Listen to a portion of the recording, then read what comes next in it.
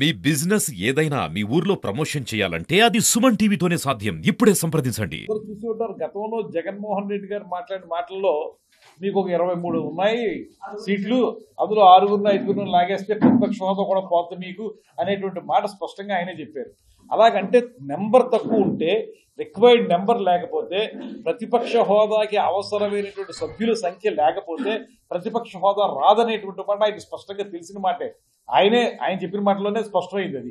అలాంటి వ్యక్తి మళ్ళీ ఇవాళ ప్రతిపక్ష హోదా ఇస్తేనే వస్తానంటే, ముఖ్యమంత్రి గారితో సమానంగా మాట్లాడితే అవకాశం ఉంటేనే నేను అసెంబ్లీలో ఉంటానంటే ప్రజల సమస్యల్ని గాలి కుదిలేసేటువంటి విధానం అది.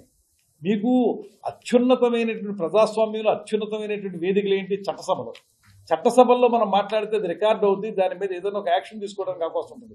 మీకు నిజంగా చిత్తశుద్ధి ఉంటే, ప్రజల పట్ల మీకు ఏమాత్రం గౌరవం ఉన్నా, ప్రజల పట్ల మీకు అభిమానం ఉన్నా, వాళ్ళ సమస్యలు పరిష్కరించాలనేటువంటి ఆలోచన ఉంటే మీరు అసెంబ్లీకి వచ్చి ఆ వేదిక మీదుగా ప్రజా సమస్యల్ని గళమెత్తి మాట్లాడండి.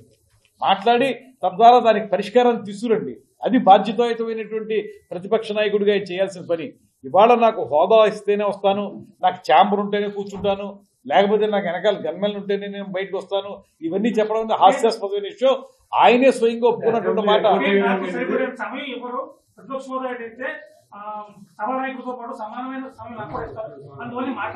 నేను అదే చెప్తున్నాను. ఇప్పుడు మీకు ఎప్పుడైనా సరే ఒక సభ్యుడిగా ఆయన మాట్లాడే హక్కు ఎప్పుడు ఆయనకు ఉంటుంది.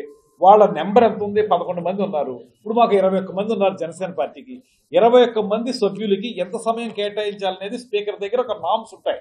ఆయన స్పీకర్ గారు దాని ప్రకారం వాళ్ళకేమో ఎక్కువ మంది సభ్యులు ఉన్నారు, తెలుగుదేశం వాళ్ళకి ఎక్కువ టైం ఇస్తారు, మాకేమో కొంత తక్కువ టైం ఇస్తారు.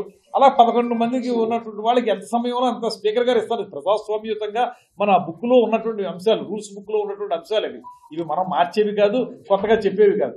అలాగా 11 మంది సభ్యులకి ఎంత అవకాశం వస్తే అంత ఇచ్చి తీరుతారు. ఎందుకెవరు? ప్రతిపక్ష హోదా ఉండాలంటే ఇంతమంది సభ్యుల యొక్క సంఖ్య ఉండాలనేటువంటిది స్పష్టంగా లిఖించబడినటువంటి రూల్స్ బుక్ చదువుకోమని ఆయనకి తెలుసా విషయం. ఆయన ఊరికే ఒక రాయి విశ్రాలను ఇస్తుంది తప్పితే ఆయనే అన్నాడు కదా ఆ రోజున, మీకు 5 మందిని లాగేస్తే మీకు ప్రతిపక్ష హోదా పోద్దని. అలాంటి వ్యక్తి వాళ్ళ మాట్లాడే హాస్యాస్పదం. ఇది పూర్తిగా ప్రజాస్వామ్యాన్ని ఆయన ఎప్పుడు చేసే విధంగానే అవహేళన చేయటమే. రెండోది, అసెంబ్లీని ఎగ్గొట్టడం ఎలాగా, లేకపోతే అసెంబ్లీలో నెంబర్ ఎక్కువ ఉన్నటువంటి మా కూటమి సభ్యుల నుంచి వచ్చేటువంటి వ్యతిరేకతను తట్టుకోలేక ఆయన ఆ రకంగా ప్రయత్నిస్తున్నాడు అనేటువంటి మాట స్పష్టం.